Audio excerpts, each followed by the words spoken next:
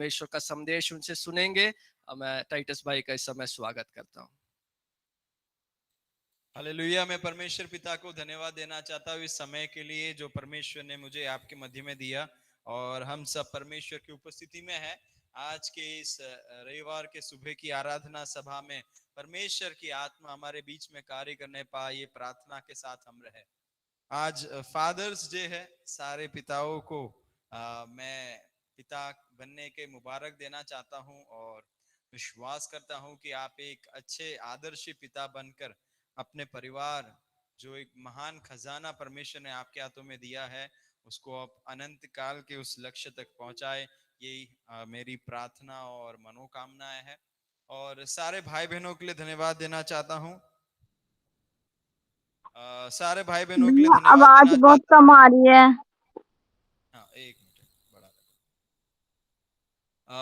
जैसे हम परमेश्वर की उपस्थिति में है, हम लोग आज प्रभु की, ठीक है, थोड़ा हम एडजस्ट करेंगे। आवाज अभी अभी ठीक है, आ रहा है? हाँ, अब ठीक है। ओके, ठीक है, ठीक है। तो हम परमेश्वर की उपस्थिति में हैं, और हम वचन से कुछ बातों को सीखने जा रहे हैं। हम परमेश्वर के वचन से कुछ बातों को सीखेंगे। आगे के कुछ समय परमेश्वर के वचन की ओर हम लोग आगे बढ़ने जा रहे हैं, और अंत में उसके बारे में मनन करते हुए प्रार्थना करेंगे और विश्वास करें कि परमेश्वर की आत्मा हमारे जीवन में इन दिनों में अद्भुत तरीके से कार्य करने पाए। जब भी हम परमेश्वर के वचन के सामने अपने आप को समर्पण करते हैं, हम प्रार्थना करें कि प्रभु जैसे हम आए हैं वैसे नहीं, परंतु एक बदलाव के साथ यहाँ से लौट कर जाने के लिए प्रभु में मदद करें। और हमारे देश के लिए हम प्रार्थना करते रहे, क्योंकि माहौल प्रभु के अनुग्रह से प्रभु सुधार रहा है। परंतु हम प्रार्थना करें, तीसरे वेव का जो भय जो है वो चारों तरफ है, और जो वैज्ञानिक लोग हैं और चिकित्सा के जो डॉक्टर लोग हैं, चिकित्सक है, वो कह रहे हैं कि हमें सब्र करना है, अपने आप को संभालना है। 3-4 हफ्तों के बाद अगला वेव होने का संभावना है। ये सब भय की बातें हैं, परंतु हमारा काम क्या है? हमें जिस तरीके से सरकार और हमारे मेडिकल सिस्टम हमें बताते हैं, उसी प्रकार हमें समझदारी के साथ रहना है, और कोविड के जितने भी नीति नियम है उसके ऊपर ध्यान दें और अपने परिवार को संभालें। परंतु एक बात को निश्चित करें कि मृत्यु हर एक लोगों के जीवन में एक हकीकत है। मृत्यु हर एक लोगों का होने वाला है। परमेश्वर ने जिस दिन तक हमें इस दुनिया में निर्धारित किया है, उससे पहले परमेश्वर हमें इस दुनिया से नहीं लेगा, परंतु हमें परमेश्वर की सेवकाई के लिए तैयार रहना है, तत्पर रहना है, और प्रभु ने जो काम दिया है उसको पूर्ण करना है। अगर अभी भी हमारे जीवन में ऐसी कोई बात है जो परमेश्वर को पसंद नहीं है, हम अगर अभी भी परमेश्वर के साथ मिलने के लिए तैयार नहीं है, तो आज मैं आपसे कहना चाहता हूं, तैयार हो जाए। परमेश्वर के साथ मिलने के लिए आप तैयार हो जाए, आपके परिवार संपूर्ण तैयार हो जाए। आइए हम प्रार्थना के साथ आज के मनन की ओर जाएंगे। हम प्रार्थना करेंगे, हम अपने लिए प्रार्थना करेंगे कि प्रभु आज हम मेरे मन में एक नया काम कर। प्रभु आपका वचन का बीज जो आज रविवार को सुबह मेरे दिल में बोया जाएगा, वो सच में एक आशीष का कारण बनने पाए। बीज बोता है, उसका फल निकलता है। परमेश्वर का वचन आज आपके दिल में परमेश्वर बोना चाहता है, और आने वाले दिनों में उसका फल परमेश्वर आपके जीवन में देखना चाहता है, आपके परिवार में देखना चाहता है। कलीसिया को परमेश्वर उत्थान की ओर बढ़ाना चाहता है। इस बात के ऊपर हम भरोसा रखें। आइए हम अपने आप के लिए प्रार्थना करेंगे। हम प्रार्थना करेंगे, परमेश्वर नेटवर्क स्टेबलाइज करके दो, ताकि हम आपकी आवाज को स्पष्ट तरीके से सुने। ओ प्रभु, कोई भी डिस्ट्रैक्शन, भटकाने वाली बातें हमारे मध्य में, हम जहां बैठे वहां ना होने पाए, जिससे कि हम परमेश्वर के वचन को छोड़कर अन्य बातों के ऊपर विचार करने वाले बने, ऐसा ना होने पाए। आइए अपने आंखों को बंद करें, हम प्रार्थना करेंगे। हे हमारे स्वर्गीय पिता परमेश्वर, हम आपकी हुजूरी में आते हैं, हम आपको धन्यवाद देते हैं। आप महान हो, आपकी करुणा सदा की है। हमने नहीं सोचा उससे बढ़कर आप अद्भुत कामों को करने वाले परमेश्वर, इसलिए हम आपको धन्यवाद देते हैं। हमारा उठना बैठना चलना सब कुछ पिता आप ही के हाथों में है। हम आपके नाम की महिमा के लिए आने वाले दिनों में प्रभु जी महान कामों को होते हुए देखना चाहते हैं।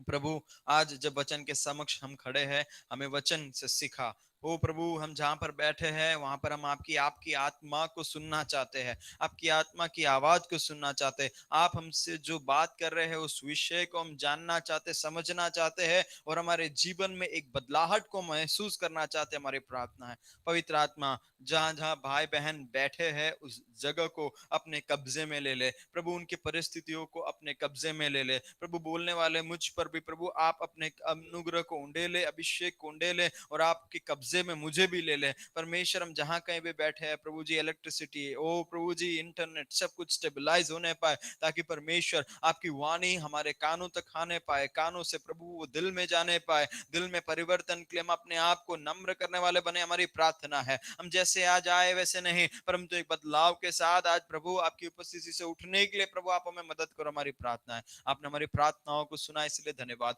यीशु मसीह के नाम से मिलके मांगते हैं, आमीन आमीन। आइए हम लोग सब लोग परमेश्वर के वचन की ओर आगे बढ़ने से पहले प्रभु के दास पास्टर जोएल को और इस मंडली के सारे अगुओं को, सारे वडीलों को, सारे भाई बहनों को, नन्हे मुन्ने बच्चों को प्रभु यीशु मसीह के नाम में मेरा प्रेम भरा अभिवादन।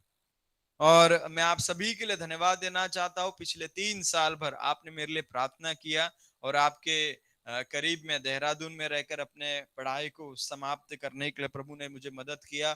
आप मेरे लिए प्रार्थना करना, मेरी वाइफ फेबा के लिए प्रार्थना करना। हम दोनों इस मंगलवार को, बुधवार को जल्दी सुबह जो है गुजरात की ओर रवाना हो रहे हैं। हमारे ड्राइव में परमेश्वर हमें मार्ग में संभाले, इस प्रार्थना विषय को रखकर हम आगे परमेश्वर के वचन की ओर जाएंगे। आइए हम परमेश्वर के वचन की ओर अपने मन को लेकर आए और हम लोग आज परमेश्वर के वचन से कुछ बातों को सीखने जा रहे हैं। परमेश्वर का वचन जो दुधारी तलवार से तीक्ष्ण है, आज वो वचन से परमेश्वर हमसे बात करेगा, इस बात पर मैं विश्वास करता हूँ। आए हुए सारे भाई बहनों को एक और बार मैं कहना चाहता हूँ, आप जहां कहीं भी हो परमेश्वर के वचन को ध्यान से देखें और परमेश्वर का वचन आपसे क्या कहना चाहता है, इस बात को सीखने के लिए तैयार रहे। हम एक वचन को पढ़ेंगे, रोमियो की पत्री उसका 12वां अध्याय, उसका पहला और दूसरे आयत को पढ़ेंगे। रोमियो की पत्री 12वां अध्याय, पहला और दूसरा आयत। वचन कुछ इस प्रकार कहता है। सब लोग अपने बाइबल को निकाले, अगर आपके पास बाइबल कहीं दूर है उसको पास में लेकर आए और वचन को पढ़ने के लिए सब लोग तैयार रखें। वचन में जीवन है।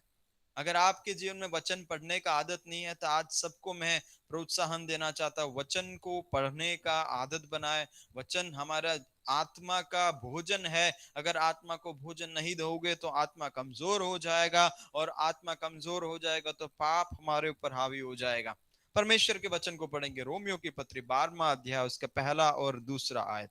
इसलिए हे भाइयों, मैं तुमसे परमेश्वर की दया स्मरण दिलाकर विनती करता हूं कि अपने शरीरों को जीवित और पवित्र और परमेश्वर को भावता हुआ बलिदान करके चढ़ाओ, यही तुम्हारी आत्मिक सेवा है। इस संसार के सदृश्य न बनो, परंतु तुम्हारे मन के नए हो जाने से तुम्हारा चाल चलन भी बदलता जाए, जिससे तुम परमेश्वर की भली और भावती और सिद्ध इच्छा अनुभव से मालूम करें।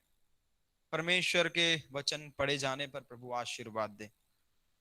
यहाँ पर हम परमेश्वर के वचन को स्पष्ट तरीके से देखते हैं। अंत में ये कहा गया है कि परमेश्वर की भली और भावती और सिद्ध इच्छा अनुभव से मालूम करें। जब हम परमेश्वर की उपस्थिति में हैं, हम आमतौर से आज दुनिया में क्या देखते हैं, लोग जो है भविष्यवक्ताओं के पास जाते हैं। क्या करने के लिए जाते हैं? अधिकतर लोग इसीलिए जाते हैं, इस बात को पूछने के लिए जानते हैं कि प्रभु के दास, मेरे जीवन में प्रभु की इच्छा क्या है, बोलो। मेरे जीवन में कल क्या होने वाला है, बोलो। मैं परमेश्वर की इच्छा को जानना चाहता हूं, उसके अनुसार आगे बढ़ना चाहता हूं। परंतु यहाँ पर परमेश्वर का वचन कहता है कि परमेश्वर का वचन जो है वो भली, भावती और सिद्ध तीनों है। कैसा है? भली, भावती और सिद्ध है। और सिद्ध इच्छा को किस प्रकार हमें जानना है? अनुभव से जानना है। मैं आपसे पूछना चाहता हूं, क्या आप परमेश्वर की भली, भावती और सिद्ध इच्छा जो आपके जीवन में है, अनुभव से जान रहे हो? अगर नहीं जान रहे हो तो मैं आपसे, आप सभी को मैं स्वागत करना चाहता हूं।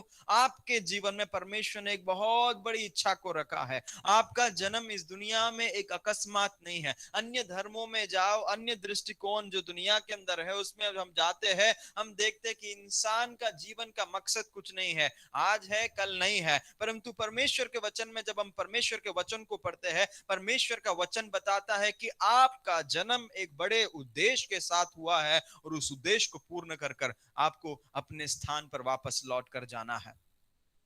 आज मैं आपसे पूछना चाहता हूं, आप में से कितने लोग तैयार हो रहे हैं जाने के लिए? आपको जो काम सौंपा गया उसको पूर्ण कर कर जाने के लिए कितने लोग तैयार हैं? कई लोग दुनिया में बहुत भयभीत रहते हैं, में क्या होगा, कोविड हो जाएगा, मेरे जीवन का क्या होगा। मैं आपसे कहना चाहता हूं, जैसे जैसे आप परमेश्वर की भली भांति और सिद्ध इच्छा को जानते जाओगे, अनुभव करते जाओगे, आप परमेश्वर में आनंद मनाते जाओगे इस बात से कि मेरे जीवन में परमेश्वर महान काम कर रहा है और मैं परमेश्वर के लिए आगे बढ़ते रहना चाहता हूं। अगर आपको परमेश्वर की सिद्ध इच्छा को अनुभव से मालूम करना है तो पहला आपको क्या होना पड़ेगा? आपका चाल चलन बदलते जाना पड़ेगा। आपके मन का नया होना, ये काम होना पड़ेगा। आपको संसार के सादृश्य नहीं बनना पड़ेगा। तीन बात। पहला कदम है संसार के सादृश्य ना बनो। सब लोग अपने घर में जोर से बोलो, संसार के सादृश्य ना बनो। जोर से बोले, संसार के सादृश्य न बनो, संसार के सदृश्य न बनो। दूसरी बात, तुम्हारे मन के नए हो जाने से तुम्हारा चाल चलन बदलता जाए। कल जैसा चाल था वो चाल आज नहीं है, कल से बेहतर चाल, कल से पवित्र जीवन। कल जितना प्रार्थना था उससे ज्यादा प्रार्थना आज, कल जितना वचन की गहराई का ज्ञान था उससे ज्यादा ज्ञान आज, कल जितने परमेश्वर के करीब में था उससे ज्यादा करीबी, कल कितने जितने पाप से हमारा करीबी था उससे ज्यादा दूरी, कल जितना शैतान से हमारा करीबी था उससे ज्यादा दूरी होकर परमेश्वर की ओर करीब करीब करीब करीब होते हुए ये यात्रा है। और इसके लिए क्या होना है? संसार के सदृश्य ना बनो। मुझे सुनने वाले भाई बहनों, आपको एक धर्म के अंदर लेकर आने के लिए यीशु मसीह इस दुनिया में नहीं आया है कि आप लोग सब मसीही बन जाओ, आप सब क्रिश्चियन बन जाओ, आप चर्च में जाओ। नहीं, परमेश्वर आपके जीवन में कुछ चाहता है, परमेश्वर उसको आपके जीवन में पूर्ण होते हुए देखना चाहता है। आप में से कितने लोग आज प्रभु से कहेंगे, प्रभु मेरा मन नया हो जाने पाए, मेरा चाल चलन बदलने पाए, मेरा जीवन का लक्ष्य और दर्शन बदलने पाए, मेरा प्रभाव समाज में भावी होने पाए जो परमेश्वर चाहता है। और इसके लिए क्या है? इसके लिए पौलुस कहता है कि अपने शरीरों को जीवित, पवित्र और परमेश्वर को भावता हुआ बलिदान करके चढ़ाओ। यही तुम्हारी आत्मिक सेवा है। आज ही आत्मिक सेवा करने के लिए मैं आपको न्योता देना चाहता हूं। आप में से कितने लोग कहेंगे, मैं अपने शरीर को जीवित, पवित्र, परमेश्वर को भावता हुआ बलिदान करके चढ़ाऊंगा। बलिदान की प्रथा जो है बहुत पुराना है और आज उस एक घटना को हम गौर से देखेंगे और कुछ बातों को सीखेंगे। परमेश्वर के वचन में नए नियम में कहा गया, हमें अपने शरीर को, किसको? अपने शरीर को, अपने पड़ोसी के, अपने भाई बहनों के नहीं, अपने शरीर को, आत्मिक शरीर को परमेश्वर के सामने जीवित जीवित बलिदान के रूप में समर्पण करना है। पहले जमाने में एक जानवर को लेकर आते थे, वेदी पर रखते थे, उसका कत्ल हो जाता था और उसके बाद वो बलिदान समाप्त हो जाता था। परंतु नए नियम में परमेश्वर ने आपको एक जीवित बलिदान बने रहने के लिए बुलाया है। मतलब क्या है? आपका जीवन, आप जब दुनिया में जीते थे, आपने उस दुनियादारी जीवन को छोड़कर यीशु मसीह को अपनाया। यीशु मसीह को अपनाने के बाद अपने आप को वेदी पर समर्पण किया और आपका जीवन वेदी पर है। कहां पर है? वेदी पर है। अगर आप आज वेदी पर नहीं हो, मैं आपको टटोल कर बुलाना चाहता हूं। आपका बुलावा वेदी पर रहने का है, ना कि दुनिया के नशे के, दुनिया के मोह माया की जाल के अंदर। वेदी पर बने रहो, वेदी पर बने रहो। वेदी पर जीवन कैसा होना चाहिए? यहां पर स्पष्ट लिखा गया है, पवित्र और परमेश्वर को भावता हुआ एक जीवन। वेदी पर कितने लोग समर्पण करना चाहते हैं? आइए हम परमेश्वर के वचन को आगे पढ़ेंगे और आज इस बात को समझेंगे कि परमेश्वर को भावता हुआ बलिदान का जीवन कैसा होना चाहिए। हालेलुया। परमेश्वर को भावता हुआ बलिदान का जीवन कैसा होना चाहिए? एक बहुत अच्छा सवाल। और अगर इसका जवाब आप समझ रहे हो, कल से, आज से आपका जीवन का चाल चलन बदल जाएगा। आइए हम परमेश्वर के वचन को ध्यान से देखेंगे। दो भाइयों की जो घटना है, जीवन की घटना जो है, परमेश्वर की आत्मा वचन में देता है। क्यों देता है? ताकि हम उस घटना को ध्यान से देखें और वचन को सीखें। हम लोग पढ़ेंगे उत्पत्ति की पुस्तक 4 अध्याय, उसका पहला आयत से लेकर 15वां आयत तक मिलकर पढ़ेंगे। उत्पत्ति की पुस्तक 4 अध्याय, उसका पहला आयत से 15वां आयत। वचन क्या कहता है? जब आदम अपनी पत्नी हव्वा के पास गया तो उसने गर्भवती होकर कैन को जन्म दिया और कहा, मैंने यहोवा की सहायता से पुरुष को पाया है। दूसरा वचन, फिर उसने उसके भाई हाबिल को भी जन्म दिया। हाबिल भेड़ बकरियों का चरवाहा बन गया, परंतु कैन भूमि पर खेती करने वाला किसान बना।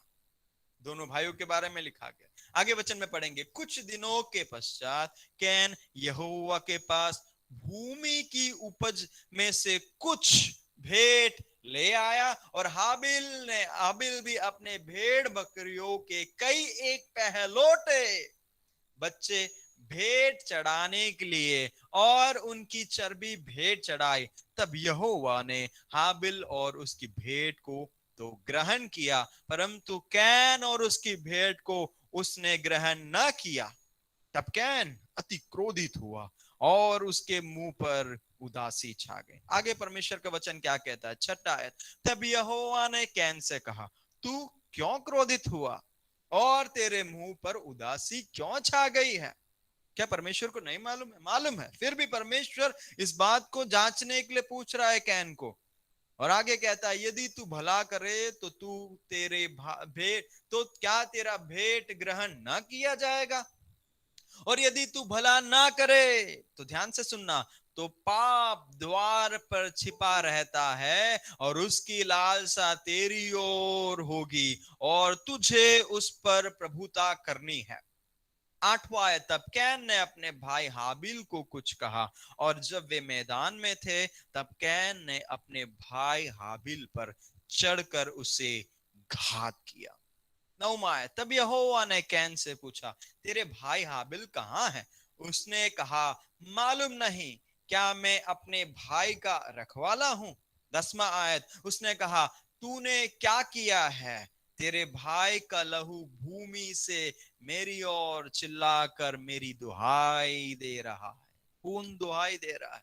11वां आयत, इसीलिए अब भूमि जिसने तेरे भाई का लहू तेरे हाथ से पीने के लिए अपना मुंह खोला है, उसकी ओर से तू शापित है। परमेश्वर शापित देता नहीं है, परमेश्वर शापित करता भी नहीं है, परंतु जहां पर पाप किया गया है, वो पाप का लहू जहां पर गिरता है, वो भूमि श्राप को पुकार के देता है। आगे क्या लिखा गया है? चाहे तू भूमि पर खेती करे तो भी उसका पूरी उपज फिर तुझे ना मिलेगी और तू पृथ्वी पर भटकने वाला भगोड़ा होगा।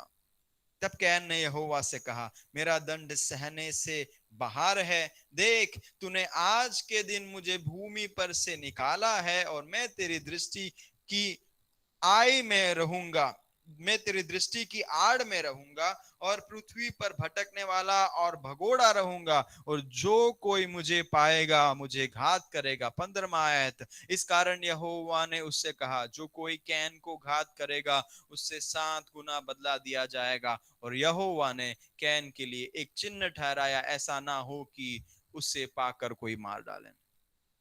इस वचन भाग को हमने पढ़ा, यहाँ पर हम दो भाइयों के घटना को देखते हैं। आदम और हव्वा का बड़ा बेटा जिसका नाम है कैन और दूसरा बेटा है जिसका नाम है, क्या है? जोर से बोले, हाबिल। दोनों क्या कर रहे हैं? दोनों अपने भेंट को परमेश्वर के पास लेकर आ रहे हैं। क्या पर यहाँ पे वचन नहीं बताता है कि परमेश्वर ने किस प्रकार भेंट चढ़ाना है, वो उसके बारे में एक बहुत बड़ा विवरण नहीं दिया गया है। और ये लेवी व्यवस्था का भी जमाना नहीं है जहां पर परमेश्वर स्पष्ट तरीके से, डिसिप्लिन तरीके से, किस तरीके से बलिदान करना है उसका विवरण बताए, वो भी नहीं हुआ। यहाँ पर एक सीधी बात है, उसको देखते हैं, क्या है? दोनों भेंट चढ़ा रहे हैं। जैसे पहला वचन हमने रोमियो की पत्री में पढ़ा, हमें क्या करना है? अपने जीवन को कैसा? परमेश्वर को भावता हुआ पवित्र, जीवित पवित्र परमेश्वर को भावता हुआ बलिदान करके चढ़ाना है। परमेश्वर हमसे यही चाहता है कि हम भेंट को चढ़ाए। परमेश्वर कौन है? हमारा सृष्टिकर्ता है, जो बड़ी उद्देश्य के साथ हमें बनाता है। वो हमें भेंट को चढ़ाने के लिए हर इंसान को बुलाया है। हर इंसान इस दुनिया में आने के बाद उसके सृष्टिकर्ता परमेश्वर को भेंट को चढ़ाता है। कुछ जो है अच्छे कामों को करते हैं, कुछ जो है बुरे कामों को करते हैं। बुरे काम किस प्रकार हो जाते हैं उसको इस वचन से हम देखेंगे।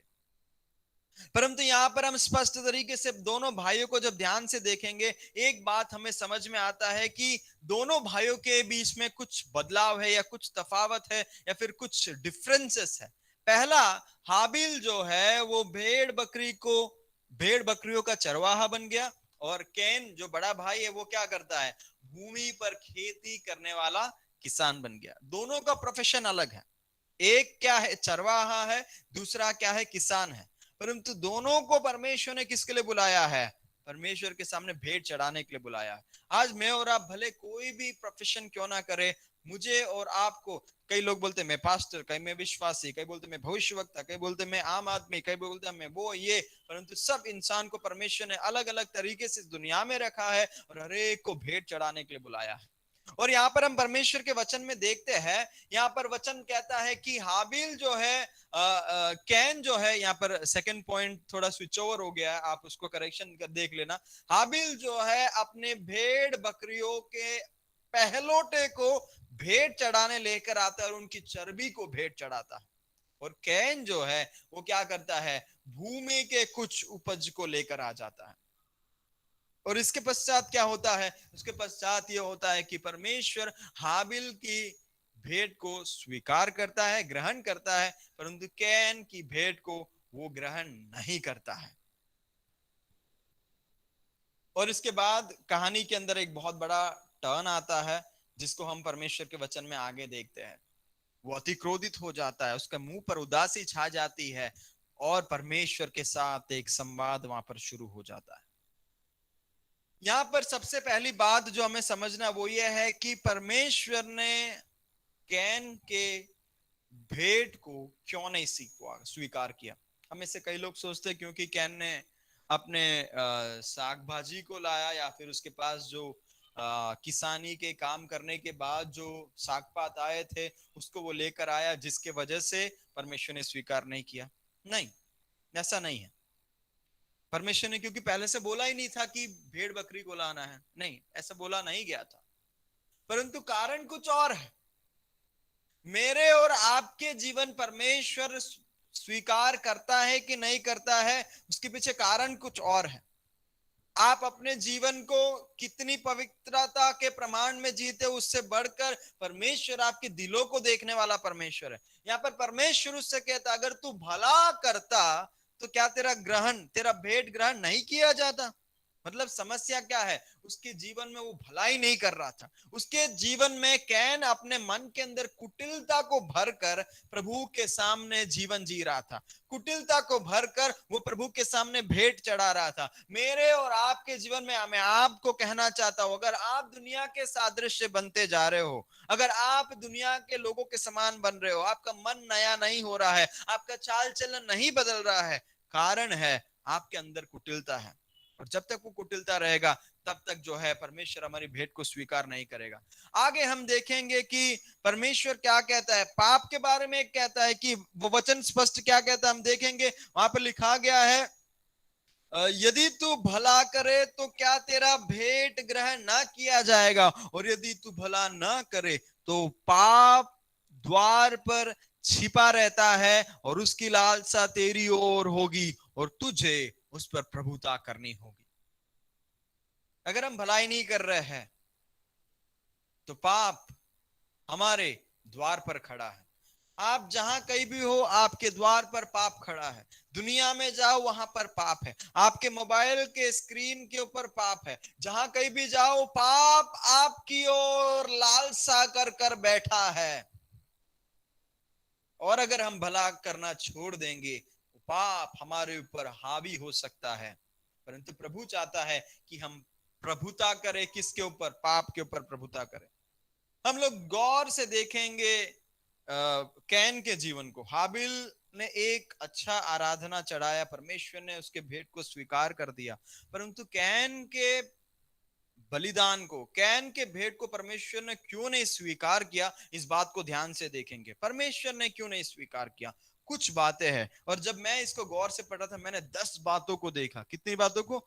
10 बात। कैन के जीवन में 10 बात होने के कारण परमेश्वर ने उसके जीवन के द्वारा चढ़ाया गया ये भेंट को स्वीकार नहीं किया। अगर ये 10 में से कोई एक बात हमारे जीवन में है, तो परमेश्वर मेरे और आपकी भेंट को नहीं स्वीकार करेगा। पहली बात जो हम परमेश्वर के वचन में देखते हैं, वो है कि परमेश्वर की भक्ति में प्राथमिकता का अभाव कैन के जीवन में था। कई लोग कर्म मार्ग को पकड़ते हैं, कई लोग भक्ति मार्ग को पकड़ते हैं, परंतु मसीह जीवन ये दोनों मार्गों का एक मिलन है, जहां पर हमें भक्ति भी करना है और वो भक्ति का झलक जो है हमारे कर्मों में दिखना जरूरी है। कैन अपनी भक्ति किस प्रकार प्रकट करता है? वो अपने सागपातों में से कुछ को लेकर वेदी पर चढ़ाता है, परंतु भाई हाबिल ने कुछ को लेकर नहीं चढ़ाया, परंतु पहलोटे को चढ़ाया। पहलोटा क्या दिखाता है? मानो आपके पास कुछ है, आप उसमें से प्रभु को क्या देते हो? मानो कि आपके पास भेड़ बकरी है, आपने बिल्कुल नया बिजनेस चालू किया है, पहला भेड़ एक जोड़ा लेकर आया, एक नर एक नारी भेड़ को लेकर आए हैं, और उनमें से पहला बालक होता है, पहला बच्चा होता है, जो बछड़ा, पहला जो बछड़ा होता है, जो लैम्ब होता है, मेमना होता है। आप क्या करोगे? बिजनेस के हिसाब से देखा जाए तो, हाँ चलो मुझे अपना बिजनेस बढ़ाना है, ये भेड़ जो दो जोड़ी, एक जोड़ी लाया है, 2 भेड़ है, अभी पहला हो गया है, उसके बाद अगला क्या होना है? और होना है। जब बहुत सारा हो जाएगा, उसमें से बाद में कुछ को लेकर मैं वेदी पर चढ़ा दूंगा। परंतु हाबिल ऐसा नहीं था, पहला जो था उसको वेदी पर उसने चढ़ा दिया। हाबिल को पूछो, भाई हाबिल, अगर ये पहला अगर होगा तो आपका बिजनेस बढ़ेगा, 2 3 4 हो जाने दो, बाद में 5वें को लेकर चढ़ा देना। नहीं, हाबिल बोला भले बिजनेस फ्लॉप हो जाए तो भी चलेगा, परंतु पहला जो है वो परमेश्वर का है। आप आज क्या कर रहे हो? परमेश्वर आपके लिए, आपके जीवन में पहला स्थान है या फिर दूसरा स्थान है? चलो मैं वो करूंगा, ये करूंगा, बीमारी से बचने के लिए, बिजनेस में लॉस होने से बचने के लिए, और समाज में अच्छा नाम मिलने के लिए चर्च में जाता हूं। इसीलिए चर्च में जा रहे हो क्या? इसीलिए परमेश्वर को आपने पाया है? परमेश्वर के प्रति आपका भक्ति पहला है या दूसरा है? अगर इसको आपको जांचना है, आप अपने बैंक में जांच कर देखो। कौन से कहां जाके जांचना है? बैंक को जांचना है। सबसे पहला बैंक जो आपको जांचना है वो आपका टाइम बैंक है। आपके पास सबसे कीमती चीज जो परमेश्वर ने इस दुनिया में दिया है वो टाइम है। वो टाइम में से सबसे पहला भाग किसको जाता है? सुबह उठते हो, सबसे पहला क्या करते हो?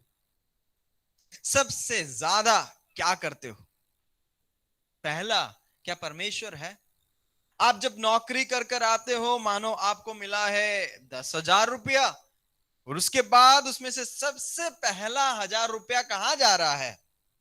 आपके मनी बैंक को देखो, आपके प्रॉपर्टी को देखो, प्रॉपर्टी का बैंक। आपके पास इतना प्रॉपर्टी है, आपके इमूवेबल प्रॉपर्टी में से कितना भाग परमेश्वर की महिमा के लिए उपयोगी हो रहा है?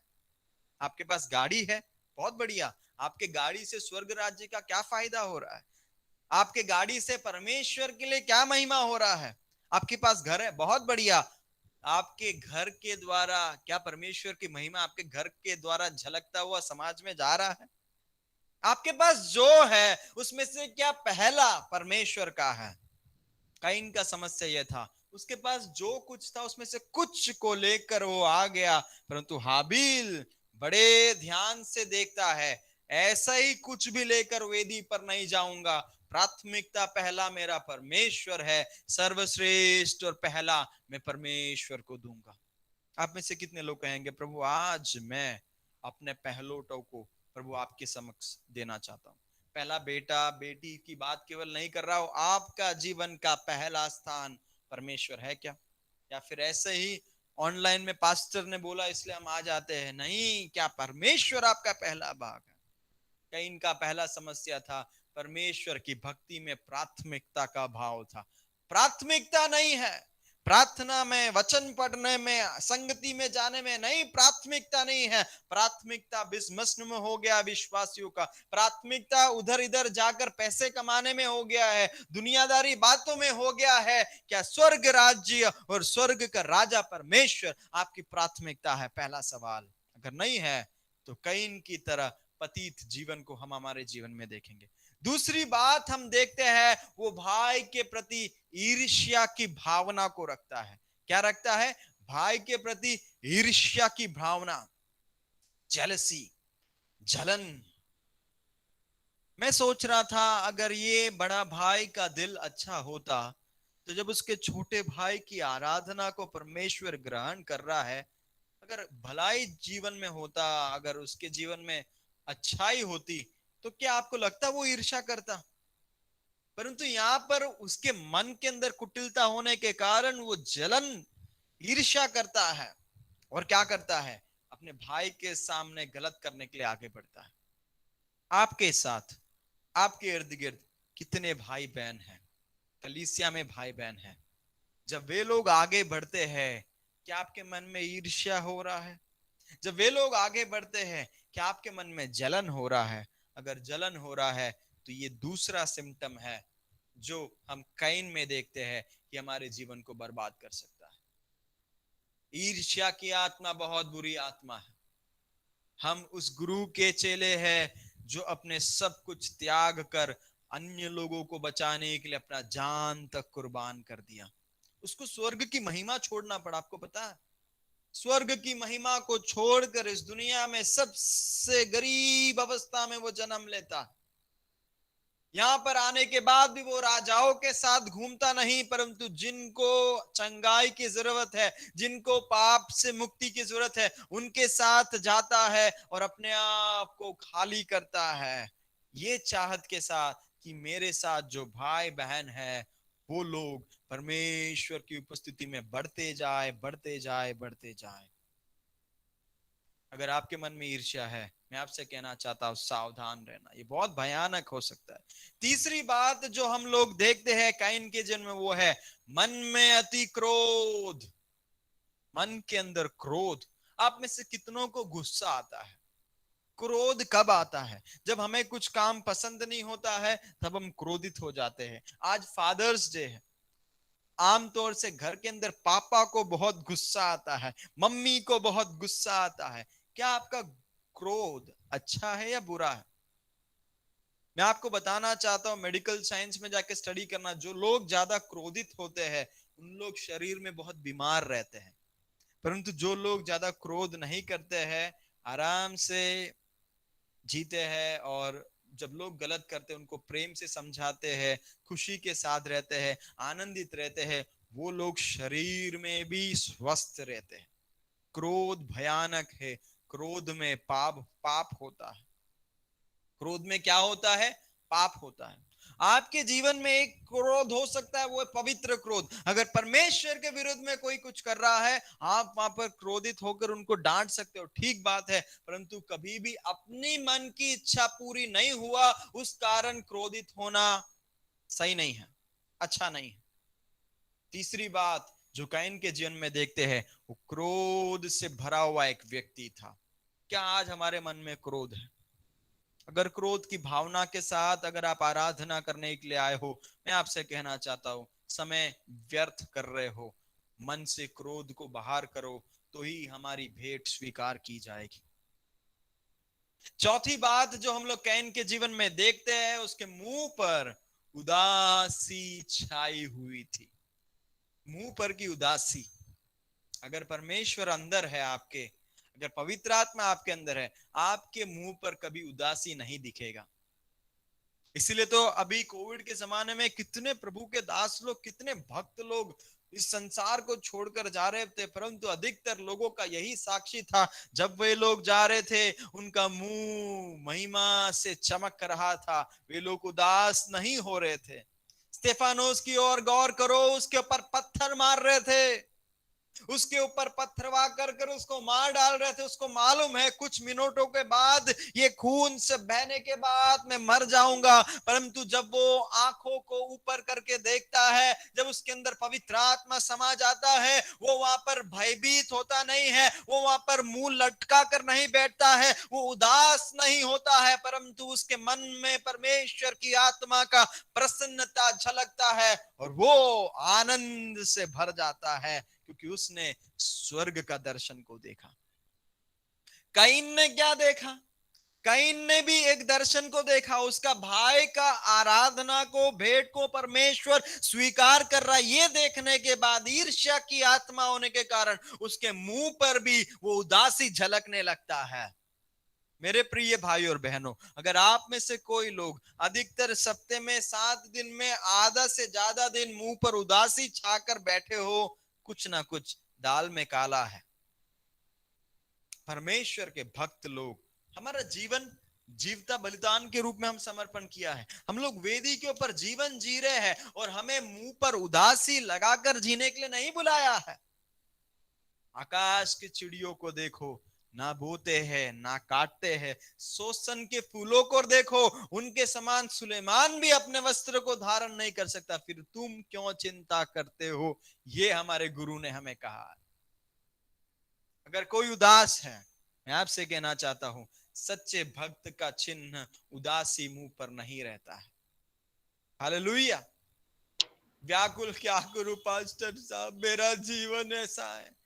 आपके व्याकुलता के अंदर अपने प्रॉब्लम को देखना बंद करो और परमेश्वर को देखना चालू करो। अधिकतर समय मुंह पर उदासी तब होता है जब विश्वासी, जब भाई बहन लोग, जब इस दुनिया के लोग प्रॉब्लम को देखते हैं और परमेश्वर को देखना भूल जाते हैं। मैं आपसे कहना चाहता हूं, दो दिशा है, प्रॉब्लम एक दिशा है, परमेश्वर एक दिशा है। परमेश्वर यहां पर है तो प्रॉब्लम यहां पर है। आप कहां की ओर घूम कर देखते हो?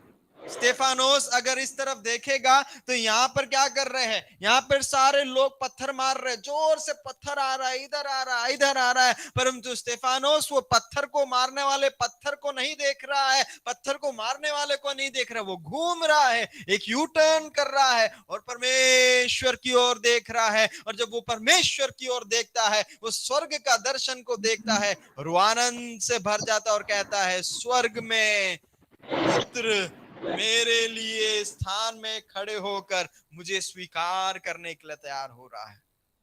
अगर आज आप उदास हो, मैं आपसे कहना चाहता, अपने प्रॉब्लम को देखना बंद करो, परमेश्वर की ओर देखने लगो, तब आपको पता चलेगा मेरा परमेश्वर का योजना मेरे लिए कितना महान है। भले ये दुख को मेरे जीवन में देख रहा हूं, इस दुख के उस पार मेरे लिए परमेश्वर ने एक अनंत काल का भवन तैयार किया है। ये दुख मेरे जीवन में मुझे तबाह करने के लिए नहीं है, परंतु ये दुख के अंदर परमेश्वर की महिमा को मैं करूंगा, मैं उदास नहीं रहूंगा। और जब मैं इस दुख के बीच में उदास नहीं रहूंगा, अन्य लोग पूछेंगे ऐसा क्या है तेरे अंदर कि तू उदास नहीं है, तब मैं साक्षी दूंगा कि मेरा जीवित परमेश्वर ने मुझे इस दुख में उसकी महिमा के लिए रखा है। इस दुख के बाद मेरे एक अनंत जीवन है, एक अनंत काल का आनंद मेरे अंदर है और उस आनंद के कारण मेरे मुंह पर उदासी नहीं है। मेरे प्रियो, अगर आपके अंदर उदासी है तो कुछ गड़बड़ है।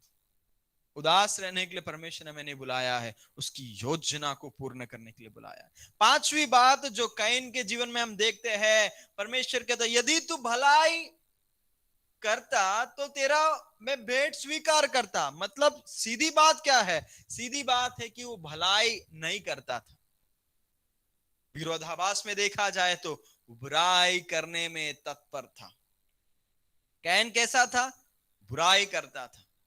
आज मैं और आप क्या कर रहे हैं? क्या हमारा जीवन भलाई से भरा है या फिर बुराई से भरा है?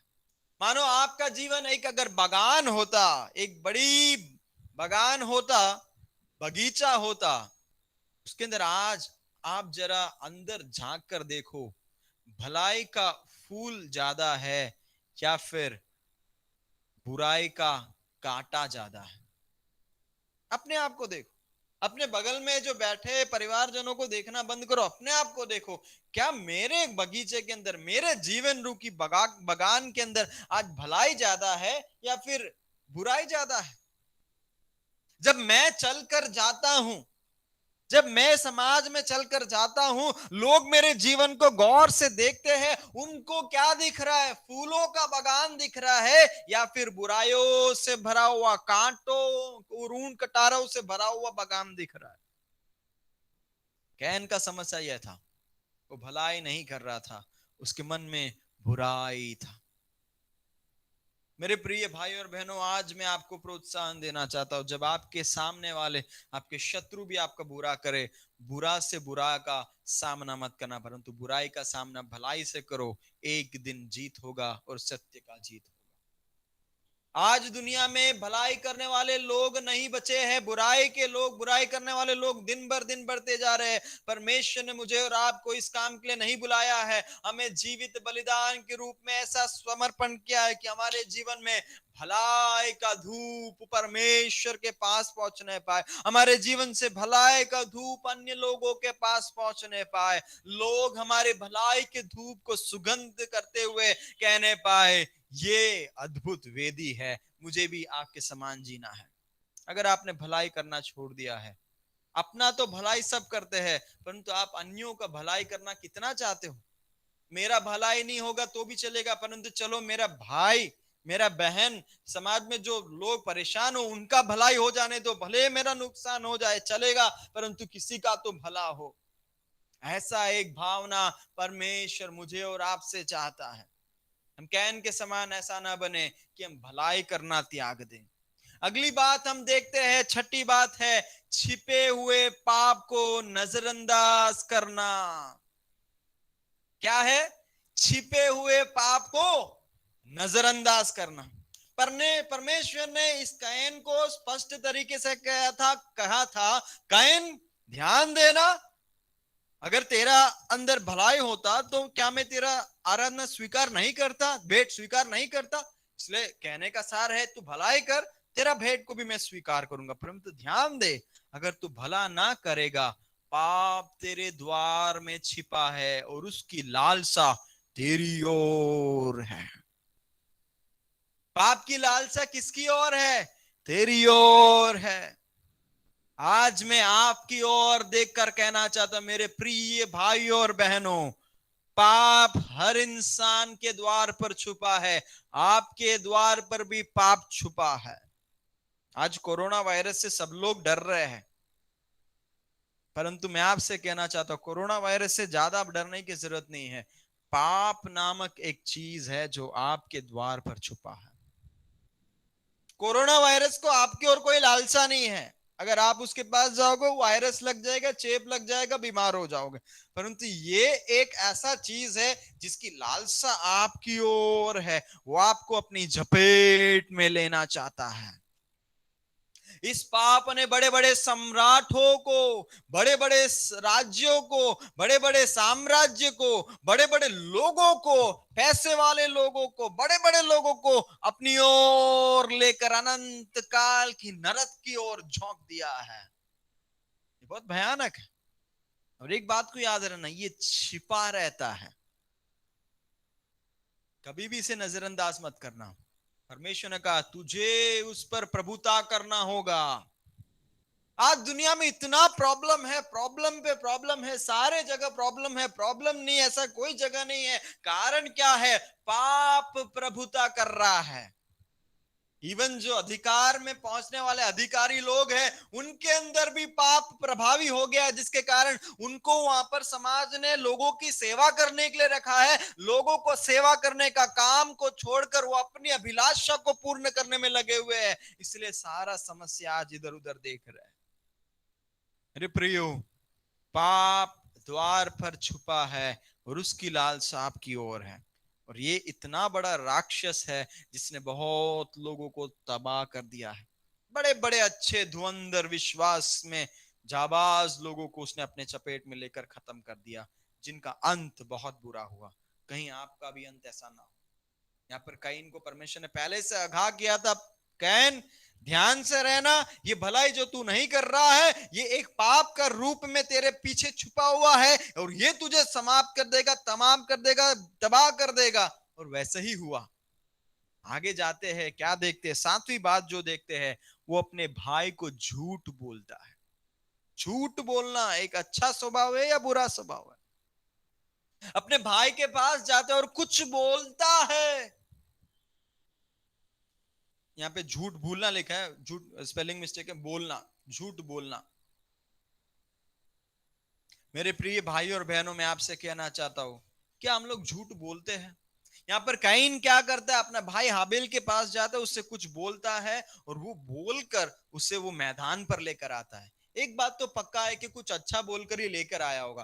कैन के मन में था कि मैं मेरे भाई के पास जाऊंगा और बोलूंगा, आजा यार मेरे खेत में आज बहुत बढ़िया फूल लगा है, बहुत बढ़िया फल लगा है, चलो भाई आओ, आज दोनों हम मिलकर खाना खाएंगे और उसमें मौज मस्ती करेंगे। हाबिल भाई तो भोला है, वो चला गया खेत में। झूठ के जाल में हाबिल फंस गया। झूठ का जाल बिछाने वाला कैन ने अपने भाई को झूठ बोलकर वहां पर ले गया और क्या किया हम सब जानते हैं। वचन में क्या लिखा है? झूठ बोलना ये भी एक कारण था जिसकी वजह से ये क्या देख रहे हम लोग, कैन के अंदर छुपे हुए कुछ बातों को निकाल रहे हैं। ये क्यों निकाल रहे हैं? ये इसीलिए निकाल रहे कहीं ये में से कोई एक बात मेरे अंदर छुपा ना रहने पाए, उसके बाद परमेश्वर मेरी भेंट को स्वीकार नहीं करे। 7वीं बात, झूठ। अगर आपके अंदर कहीं झूठ है, आज खबरदार, मैं आपसे कहना चाहता हूं, ये एक झूठ के कारण परमेश्वर आपके जीवन से ऊपर उठने वाले भेंटों को नहीं स्वीकार करेगा। भले आप 1000 डालो या लाख डालो, कितना रुपया भी डालो, परमेश्वर बोलूंगा मैं तेरी भेंट को स्वीकार नहीं करना चाहता। 7वीं बात, झूठ बोलना। 8वीं बात है, वो अपने भाई का घात करता है। झूठ बोलकर क्या करता है? लेकर जाता है, अच्छे अच्छे बातों को बोलकर भाई को मैदान में ले गया और उसके बाद उसका घात कर देता है। मेरे प्रिय भाई और बहनों, प्रभु यीशु इस दुनिया में चोर की तरह घात करने के लिए नहीं, परंतु अपना जान को देने के लिए आया है। आप क्या कर रहे हो? अगर आपके कारण किसी भी एक व्यक्ति की आत्मा में दुख पहुंच रहा है, खबरदार, वो भाई, वो बहन जिसके अंदर आपके जीवन के कामों के कारण अगर घात पहुंच रहा है, मैं आपसे कहना चाहता हूं कहीं ऐसा ना हो कि वो व्यक्ति हमेशा के लिए प्रभु से दूर चले जाए और उसका हिस्सा परमेश्वर आपसे ले। शैतान तो लोगों को घात कर रहा है। कई लोग अपने शब्दों से अन्य लोगों का घात कर रहे हैं, चोट पहुंचा रहे हैं, परंतु मेरे प्रिय भाई बहनों, प्रभु ने मुझे और आपको इसलिए बुलाया ताकि हम लोगों का घात नहीं, परंतु घात करने के लिए जो शैतान जिनको घसीट कर लेके जा रहा है, उनको शैतान के चपेट में से खींच कर परमेश्वर की ओर लेकर आना है, उस स्वर्ग राज्य की ओर लेकर जाना है जहां पर परमेश्वर ने मुझे और आपको बुलाया है।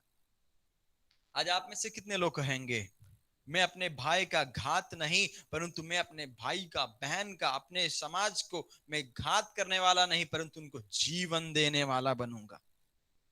वैक्सीन के कारण ये दुनिया का तो जीवन मिलेगा, 10 साल के जगह में चलो 40 साल और जी लेंगे, परंतु अगर आत्मा नाश की ओर जा रहा है, ऐसे लोगों को नाश की ओर जाने ना देना है, उनको जीवन प्रदान करना है।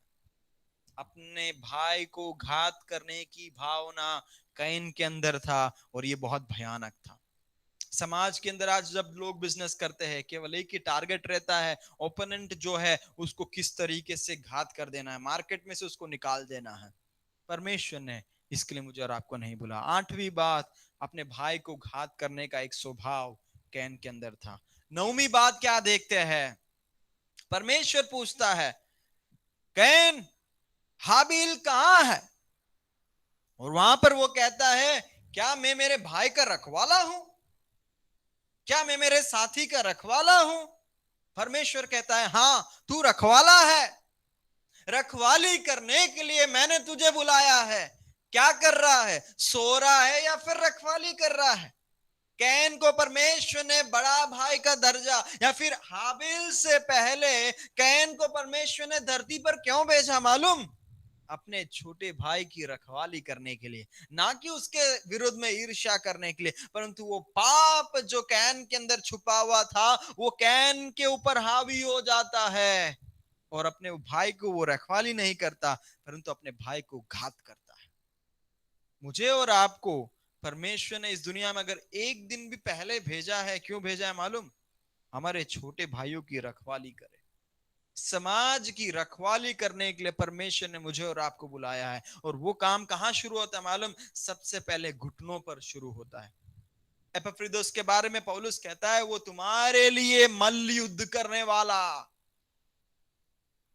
जब आपका भाई वहां पर नशे में परेशान है, जब आपकी बहन वहां पे समस्या में परेशान है, आप लोग रखवाली का काम कर रहे हो, या फिर उन्होंने जो गलती किया उसको चारों ओर बराबर वायरल करते फैला रहे हो कि उसका नाम और थोड़ा खराब हो जाए, उसका घात हो जाए, उसके अच्छे नाम का घात हो जाए। आज लोग भी यही कर रहे हैं। जब कोई परेशान होता है उनकी रखवाली करना कोई नहीं चाहता, परंतु किस प्रकार दो और शब्द को डालकर, आग में घी डालकर किस प्रकार उसका नाम बर्बाद हो जाए, यही होड़ में लगे हुए हैं। कलीसिया के अंदर भी यही देखते कई बार। रखवाली करने की आत्मा परमेश्वर मुझे और आपको दिया है। कैन ने अपने भाई की रखवाली नहीं की, परंतु मुझे और परमेश्वर ने आपको रखवाली करने के लिए बुलाया है। हाँ, कैन को बोलना चाहिए था, हाँ मैं मेरे भाई का रखवाला हूं और मैं उसको कुछ नुकसान पहुंचने नहीं दूंगा। मेरे प्रिय भाई और बहनों, नौवीं बात हम देखते हैं, हमारे भाइयों का या फिर हमारे साथियों का, बहनों का रखवाली करने का एक स्वभाव हमारे अंदर होना चाहिए। ये नहीं था कैन के अंदर। इस बात को हम लोग निकाल कर इसीलिए देख रहे, कहीं ऐसा ना हो कि हम भी अपने साथियों का रखवाली ना करने वाले बने। 10वीं बात, आखिरी बात, पाप का परिणाम होता है धरती पर से चिल्लाकर परमेश्वर को दुहाई देता है। मेरे प्रियो, पाप जो आप कर रहे हो, वो पाप जो द्वार पर छिपा हुआ था, जिसकी लालसा आपकी ओर थी, एक दिन वो आपके ऊपर हावी हो जाएगा और वो आपके ऊपर प्रभुता करेगा और आपका काम पाप हो जाएगा।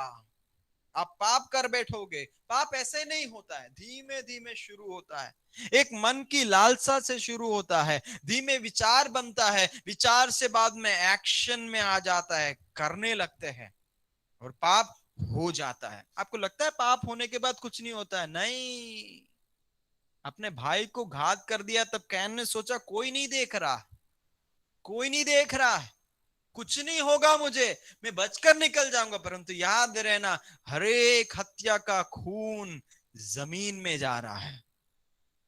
आज दुनिया इतना प्रदूषित क्यों है? आज दुनिया इतना फ्रूटफुल क्यों नहीं है? इतना सारा प्रॉब्लम ये धरती पर क्यों है? सदियों से किए जाने वाले पाप इस धरती पर जा रहे हैं, धरती पर जा रहे हैं, धरती पर जा रहे हैं, और ये पाप चुप नहीं रहेगा, चिल्ला कर दुहाई परमेश्वर को देगा। एक बात को कभी ना भूलना, पाप अगर हो जाएगा तो उसका परिणाम भी जरूर भुगतना पड़ेगा। कैन ने पाप किया और पाप का कारण वही धरती जिसके अंदर ये खून जाता है, वही धरती ने उसके ऊपर श्राप को बोला। परमेश्वर श्राप नहीं देता है, परमेश्वर श्राप देना ही नहीं चाहता, परमेश्वर किसी को मारना ही नहीं चाहता। जैसे आज महामारी के समय में इतना दुख चारों ओर है, उसके बारे में हम लोग बोलते परमेश्वर कहां है? परमेश्वर कभी चाहता ही नहीं कि बुरा हो। ये इंसान और इंसान का पाप है जो धरती पर से इंसान के ऊपर न्याय को बोल रहा है, दंड को बोल रहा है। एक बात हमेशा याद रखना, हर एक छोटा पाप जो हम कर रहे हैं वो ऐसे ही नहीं जाएगा, परंतु वो एक परिणाम में बदल जाएगा। उसके द्वारा जो खून धरती पर जा रहा है, उसके द्वारा जो जो उसका जो सॉल्यूशन, उसके पाप का जो परिणाम जो धरती में जा रहा है, वो चुप नहीं रहेगा, वो स्वर्ग की ओर चिल्ला कर दुहाई देता रहेगा। 10 बातों को हमने आज कैन के जीवन में देखा है। आप लोग अपने मोबाइल में तो स्क्रीनशॉट ले सकते हैं, उसमें कुछ स्पेलिंग मिस्टेक है उसको माफ करना। 7वें बात में झूठ बोलना है, मैंने भूलना लिखा है, माफ करना। आप इस पर गौर करें और ये 10 में से कोई भी एक बात अगर मेरे जीवन में है तो परमेश्वर मेरे भेंट को स्वीकार नहीं करेगा। मेरे प्रियो, एक और बार कहना चाहता हूं, कहीं ऐसा ना हो कि परमेश्वर को पसंद नहीं ऐसा एक बलिदान हमारे जीवन से हम परमेश्वर के सामने समर्पण करने वाले बने।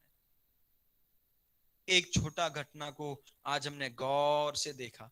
अगर आपके जीवन में कहीं पाप छुपा हुआ है, अगर आप परमेश्वर की भक्ति की प्राथमिकता को त्याग कर दुनिया के पीछे आज लगे हुए हैं, अगर आपको अपने भाई के प्रति अगर ईर्ष्या है, अगर आपके मन में आज क्रोध भरा हुआ है क्योंकि मैं जो चाहता हूं वो नहीं हो रहा है, मुझे गुस्सा आ रहा है, अगर आपके मुंह पर उदासी छाया हुआ है, अगर आप भलाई को छोड़ना त्याग कर बुराई को करने बैठे हो, अगर आप इस दुनिया के पाप को नजरअंदाज कर रहे हो, अगर आप झूठ बोल रहे हो, अगर आप अपने भाई का घात करने के लिए लगे हुए हो, अगर आप अपने साथियों का रखवाली नहीं कर रहे हो, तो मैं आपसे कहना चाहता हूं पाप आपके ऊपर हावी हो जाएगा।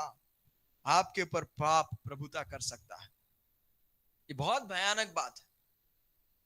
मैं केवल प्रचार कर कर चले नहीं जाना चाहता हूं, मैं आपसे कहना चाहता हूं बैठो इस वचन के साथ और अपने आप को जांचो। अगर इस 10 में से अगर कोई एक बात अगर हमारे दिल के अंदर, उसको निकाल कर फेंको और परमेश्वर से कहो प्रभु मेरा मन नया हो जाने पाए, मेरा चाल चलन बदलने पाए। और जब मन नया हो जाएगा, चाल चलन बदल जाएगा, फिर वचन कहता है परमेश्वर की सिद्ध भावती हुई पवित्र परमेश्वर की इच्छा को तुम अनुभव से जान पाओगे। परमेश्वर की इच्छा को जानना है, कोई भविष्यवक्ता के पास जाना उसका उपाय नहीं है। उपाय यही है घुटनों पर आ जाए और परमेश्वर की इच्छा को अनुभव से जाने। आइए अपनी आंखों को बंद करें, हम प्रार्थना करें। कितने लोग कहेंगे प्रभु आज मैं मेरे जीवन को आपके समक्ष समर्पण करने के लिए तैयार हूं। प्रभु हाबिल और कैन के जीवन की आराधना को, हाबिल और कैन के जीवन की प्रभु जी बलिदान को आज हमने गौर से देखा। प्रभु अगर हमारे जीवन में इनमें से कोई भी एक बात छिपा हुआ है, हमें क्षमा करो और हमें तैयार करो कि इनमें से कोई बात हमारे जीवन में ना रहने पाए, परंतु प्रभु हम आपकी इच्छा के अनुसार आपको भावता हुआ ओ प्रभु हमारे जीवन का पहलोटा, ओ प्रभु हमारे जीवन का प्रभु जिस तरह से लिखा उसने अपना चर्बी को, अपने जो प्रभु जी फ्लरिश अनुभव को प्रभु उसने आपके हाथों में समर्पण किया। प्रभु मैं आज अपने जीवन को समर्पण करना चाहता हूं। मुझे नहीं मालूम प्रभु और कितने दिन मेरे जीवन में है, क्या मालूम प्रभु कई लोग जो इस दुनिया से जा रहे हैं उसी के साथ मेरे भी जाने का समय आ जाए, परंतु मैं प्रभु आपसे प्रार्थना करता हूं मेरे जीवन में आपने जो उद्देश्य को रखा उस उद्देश्य को पूर्ण कर कर मैं इस धरती से जाना चाहता हूं। कैन के कामों के कारण जो खून इस लहू को, जो खून ये धरती पर गिरा उसका परिणाम वो श्राप में तब्दील हो गया। ऐसा ना होने पाए प्रभु मेरे जीवन का काम श्राप में तब्दील हो जाए। कैन ने ये किया इसलिए वो भगोड़ा बन गया, उसके पास कोई लक्ष्य ना रहा। आज इंसान भी भगोड़ा बन गया है जिसको अपने जीवन का लक्ष्य पता नहीं है। कई बोलते हैं मरने के बाद वो बन जाऊंगा, ये बन जाऊंगा, क्या बन जाऊंगा वो भी नहीं मालूम। ऐसे भटके हुए भगोड़े जैसे अनुभव में अगर आपके इर्द गिर्द लोग घूम रहे हैं, उनको बोलो ध्यान से सुनो, परमेश्वर ने हमें भगोड़े बनकर जीने के लिए नहीं बुलाया है, परंतु परमेश्वर ने अपने स्वरूप में हमें बनाया है ताकि परमेश्वर जो काम इस धरती पर कर रहा है उस काम को मैं और आप करें। परमेश्वर हम आपके समक्ष आते हैं कैन के समान भटकते भटकते जीते, अगर कोई भी अनुभव इस सभा के अंदर कोई भाई बहन के जीवन में है, उस भटके हुए अनुभव से प्रभु की ओर लेकर आओ। और 10 बात को जो हमने देखा उसमें से कोई भी बात हमारे जीवन में ना होने पाए। हमारा जीवन पवित्र बलिदान के समान उस वेदी पर हम आपके समक्ष जीना चाहते हैं। ऐसी कोई भी बात प्रभु हमारे जीवन से ना होने पाए जो आपको पसंद नहीं है। प्रभु आपने हमारी प्रार्थना को सुना इसलिए धन्यवाद। प्रभु इस बात के ऊपर मनन करते रहने के लिए आप हमारी मदद कीजिए, हमारी प्रार्थना है। आदर में आप ही को देते यीशु मसीह के नाम से मांगते हैं, आमीन। समय दिए हुए प्रभु के दास को मैं धन्यवाद देना